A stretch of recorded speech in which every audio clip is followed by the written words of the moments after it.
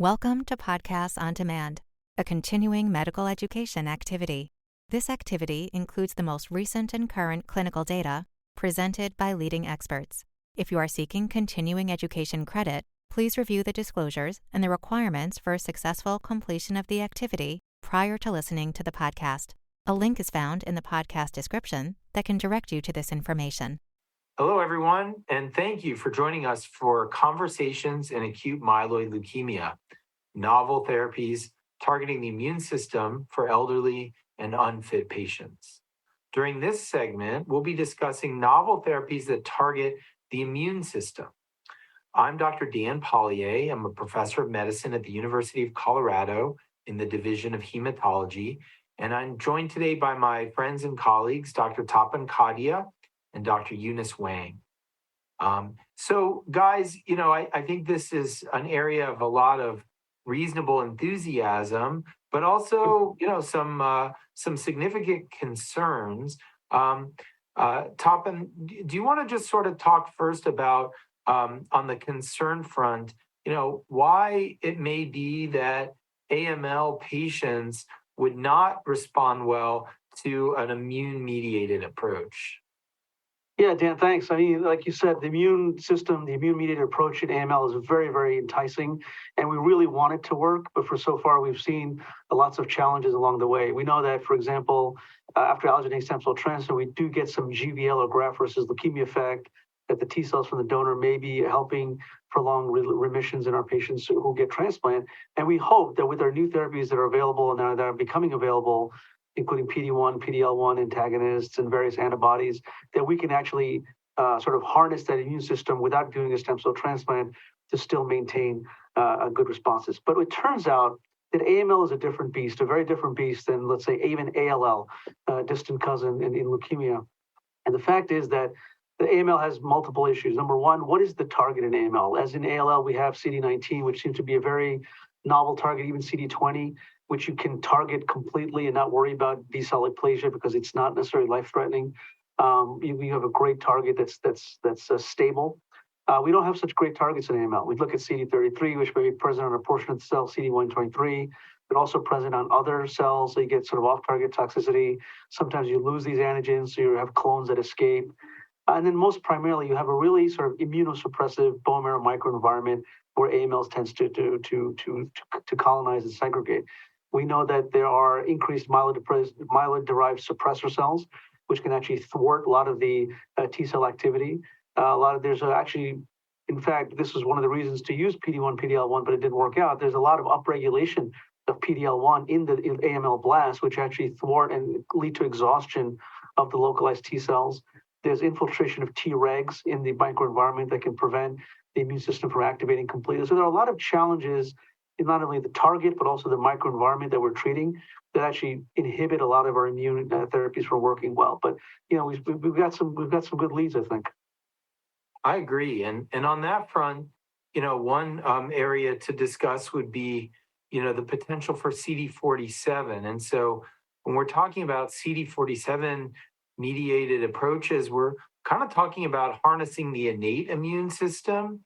And I find this fascinating, and and maybe this is our way in AML, but the idea essentially is that CD47 gives off it's responsible for a quote unquote "don't eat me" signal, and that's kind of what allows cancer cells that overexpress this to evade detection by the innate immune system, specifically the macrophages. And so, it's now been shown in multiple cancers, including AML and MDS, that CD47 is overexpressed in those situations, and that can that can potentially be one of the contributing factors to this disease ability to sort of grow and spread. And so, a lot of the preclinical data around interrupting CD47 and then allowing these tumor cells to be recognized and sort of neutralized by the innate immune system was really pretty compelling and exciting. And so, Eunice, have you had any direct experience with the use of any of these CD47 blocking agents? And if so, what's been your experience with them? So yes, thanks, Dan. I would agree. The theory and the thought that we could harness this unappreciated arm of the innate immune system for AML therapy was extremely exciting and very novel. And the data was really outstanding in these preclinical models. So we were part of the original phase 1 study looking at the naked CD47 antibody, the magrolimab, and combined with azacitidine, based on the fact that in preclinical models, azacitidine would upregulate CD47 expression and therefore make the magrolimab that much more effective by allowing that mechanism to be much more pivotal for the survival of those AML cells. And so that particular antibody had a unique side effect because it turned out that senescent red cells also expressed up high levels of CD47. So when one combined azacitidine with the magrolimab, we did see an acute hemolytic reaction, which occurred in probably 10-20% of our patients with the initial dose. And that led to even acute drops in their hemoglobin of 1 to 2, even 3 grams. And you can imagine these elderly unfit people with some underlying comorbidities, cardiovascular and pulmonary, that there were some significant consequences to that acute hemoglobin drop. So with some additional red blood cell phenotyping and having those units available and sort of preparatory, maybe transfusing the patients in advance, be able to make our way through that toxicity, which did, just to be honest, lead to some deaths. However, the initial data showed that this immune pathway might be particularly active in patients that have P53 mutant disease. And as we all know, P53 mutant AML, particularly with high variant allele frequencies, with double P53 mutations, and with complex karyotype, is a horrible subset of AML and is found potentially an increased frequency in our elderly and unfit individuals who may have a secondary AML. So we were initially extremely excited to see median survivals, response rates 50-60% in P53 mutant, as well as survivals of 10 to 12 months in early phase data. And we were excited to take the drug into 3 phase 3 studies, ENHANCE-1, ENHANCE-2, and ENHANCE-3, looking at the combination of magrolimab azacitidine versus azacitidine alone and high-risk MDS and P53 mutant AML, and then a combination even combining it with venetoclax azacitidine in ENHANCE-3. Unfortunately, we did, and those studies still have issues, maybe the same issues you have in a multi-center study where you have increased toxicities. But unfortunately, both ENHANCE-1 and ENHANCE-2 have subsequently been closed because interim analysis have shown no difference in overall survival endpoints as compared to azacitidine alone. Now, that data is still in press release form. We don't have the actual subset data. That hasn't, however, diminished our enthusiasm for this pathway, potentially maybe not that drug. So there are other different agents. There is a Pfizer compound. There are other drugs that are trying to not only target using a naked antibody against CD47, but try to activate that SIRP alpha pathway on macrophages by binding and activating FC receptors on the macrophages via dual activation approach. There might be better antibodies to CD47, small fusion proteins that again might more potently activate that arm of the immune system. So I don't think that we've given up completely on that. But I think some of our enthusiasm initially has been a little dampened by, as always, a negative phase 3 randomized controlled trial.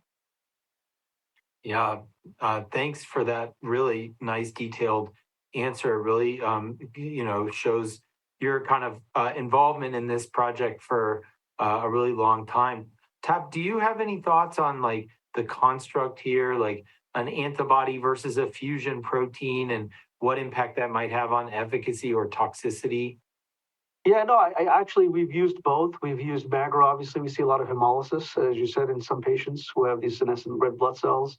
We've seen less hemolysis with SIRP alpha binding drugs. So I think toxicity-wise, those they're interacting with SIRP alpha, which is on the macrophages and not on the red cells per se. Leads to a little bit less hemolysis, but you're still activating the CD47 SIRP alpha pathway. Whether it's an antibody or a fusion protein, it's not clear that there's any difference yet. I think the schedules of the drugs can be a little bit different because of the size of the drug and how often you have to give it. So those are the differences, but we haven't seen much yet in terms of differences in those, except for the hemolysis and less toxicity with the SERP alpha engaging drugs.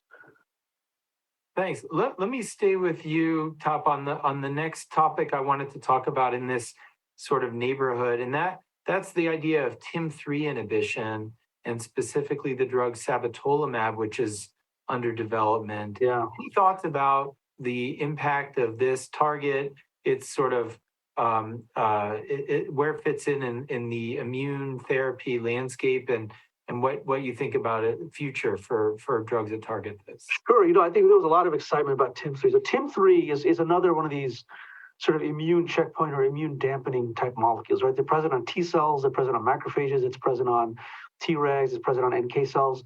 And so what TIM3 does is TIM3 interacts with a protein or one of the ligands is galectin-9. And when it interacts with that, TIM3 then sends a signal to whether it be the NK cell or the cytotoxic T cell, the macrophage, to sort of reduce the immune response. And so if you have TIM3 that's present on these and it interacts with the galectin-9 that's present on the malignant stem cells or the malignant tumor cells, in this case leukemia, then you'll have sort of a dampened effect. And in a way, the leukemia is protecting itself from immune attack by sort of stimulating TIM3. In fact, TIM3 also, I think, binds to phosphatidylserine, which actually activates the immune system. So it kind of sops up phosphatidylserine and doesn't allow T cells to get activated. So in general, it's sort of an inhibitory immune kind of protein. Now, if you had an antibody, sabatolimab, that blocks TIM3 and blocks this interaction with galectin-9, then potentially you can have an activated immune system, whether it be T cells or macrophages or NK cells. I think one of the advantages or what seems nice about this is that it's on so many of these different immune cells that you can sort of target all of them and have activate the entire immune family, if you will, in the microenvironment to attack the malignant cell. And so it was first studied in MDS, right? Because there was a lot of excitement in MDS, and unfortunately, the MDS study has not borne out positivity in terms of activity in MDS. That being said, I think there's still potential for acute myeloid leukemia. I think there are several studies that are going on, including one that's going to be presented at ASH. It's looking at TIM3 in the setting of what I discussed in a different podcast about sort of minimal residual disease, sort of in the setting of where there's very low burden of disease in a maintenance setting or even post-transplant. And so there's a study, I think it's an oral presentation, looking at post-transplant sabatolimab to sort of augment the immune system that's left behind. So the donor immune system to try to provide surveillance for any residual AML cells that are left behind. So I think there's still maybe some potential to combine TIM3, the sabatolimab, with things like azacitidine or other immune therapies in patients with low-level minimal residual disease. But I think it's an interesting target. Lots again, as Eunice pointed out, there have been several large studies, including one in MDS, that didn't sort of meet what we wanted to see. So there's been some dampening of enthusiasm, but I think we need to keep pushing. Yeah, I agree. I think it's yet another strategy to sort of awaken the immune system to kind of help eradicate the tumor, and the extent to which our patients have that capability, especially in the multiply relapsed or heavily pretreated areas, is rightfully a question. But perhaps, like you suggested, we should really think about this in low-level disease areas. Maybe that is something within the power of the patient's immune system to sort of work out. And as you said earlier, a great example of this being a successful strategy in general in AML is the fact that there's a graft versus leukemia effect when it comes to allogeneic stem cell transplants. So just in the remaining minute or so, I'm very intrigued by specifically trying to weaponize NK cells. So we've had a little bit of discussion about this leading up to now, but there are some abstracts last year or so, and now some press releases too, showing some activity. Eunice, do you have any thoughts on this as a strategy, sort of adoptive NK cells, and how that might have a future in our field? Yeah, I think that we've been a little bit, as you said, disappointed. I don't think we need to give up on some of these macrophage or other TIM3 approaches. I mean, I think that the early FLT3 inhibitors, of which nobody knows their names anymore, were completely ineffective, and now we have very potent FLT3 inhibitory targets, inhibitors for us. So in terms of NK cells, I think that there's been a lot of data, a lot of disappointment with the T cell directed or T cell activating approaches, mostly because we think these elderly unfit people probably don't have very potent T cells. They're exhausted, they're T regulatory, they're suppressed by MDSCs, as Tap mentioned. So there just might not be an active enough T cell component in these patients inherently, intrinsically, to really be stimulated by even our most potent approaches. So looking at other arms of the immune system, the NK cell arm is not HLA mediated. It's an arm that's very active against viruses and infectants, and it's incredibly potent. And we have found, and you mentioned recently, abstracts for the harvesting and infusion of activated NK cells, CD56 positive, with or without interleukin 2, harvested from normal donors or even placental sources, actually have demonstrated efficacy in terms of blast reductions and responses. And this is something that seemed like sort of like an outlier approach. You know, we were really T cell focused for so many years, given the success in the solid tumor world, that this was sort of like, well, why, and what are NK cells? But now we're coming back and saying, you know, in myeloid disease, the T cells are maybe not where the money is. And when we think about our therapies and we think about the immunosuppression that our patients face, it's largely in that T cell component, right?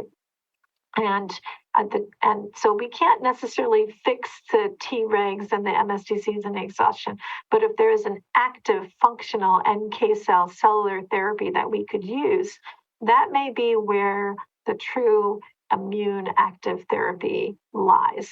The other approach is, I know that people are trying to put chimeric antigen receptors into NK cells to even make them even more potent.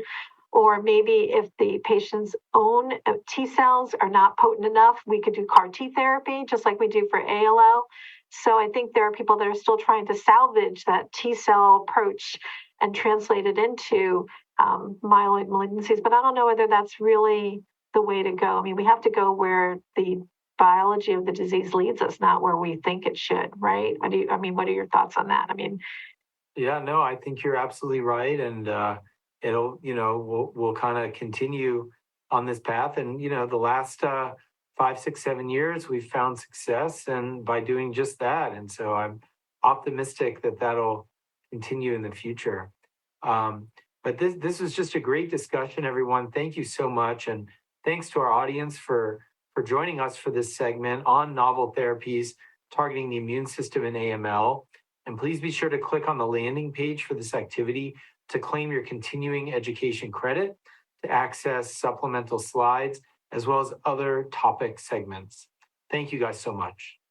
We hope you found this podcast useful and educational. To receive continuing education credit and to download your printable certificate, please go to the activity page at practice.cme.com to complete the post-test and evaluation to receive continuing education credit.